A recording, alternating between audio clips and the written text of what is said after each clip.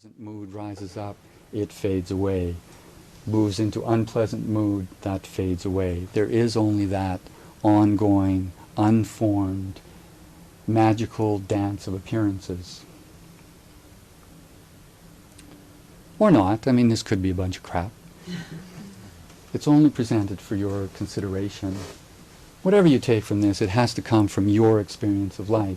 It has no meaning unless it relates to your experience in life. What are you looking for when you go on retreat? Aren't you looking for some pleasant experience? Aren't you looking for some understanding of existence that you'll be able to cling to all the time and it'll always keep you feeling safe and secure?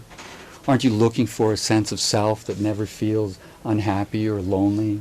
Aren't you looking for some method or technique that will offer that? Some method or technique that's going to give you control over existence? Isn't that what you're looking for? The Buddha once sat his people down and said, or some of his people, sat them down and he said, have you ever found a thought that stayed, a thought that consistently gave you confidence, made you feel clear? So all of the monks thought about it and he said, no. And he said, have you ever found a pleasant situation, like a pleasant mood that ever rose up and stayed and left you feeling permanently pleasant, permanently happy? And they thought about it and he said, no. He said, have you ever found a sense of self that moved to a place of confidence and then remained there, always feeling secure, always feeling courageous? He thought about it and he said, no. And he said, well, don't you think it's a bit foolish to try to find your happiness in that? If your entire experience in life is that whatever you've tried to hang on to has moved on to something else, it must mean that there is only a great mysterious event that has no particular form. We already acknowledge it. We complain about it all the time. Oh, the weather isn't what it used to be. I'm being signaled. I've got a time signal here, so we can drop this at any moment. It's not a big thing to explore. It's not a difficult thing to explore.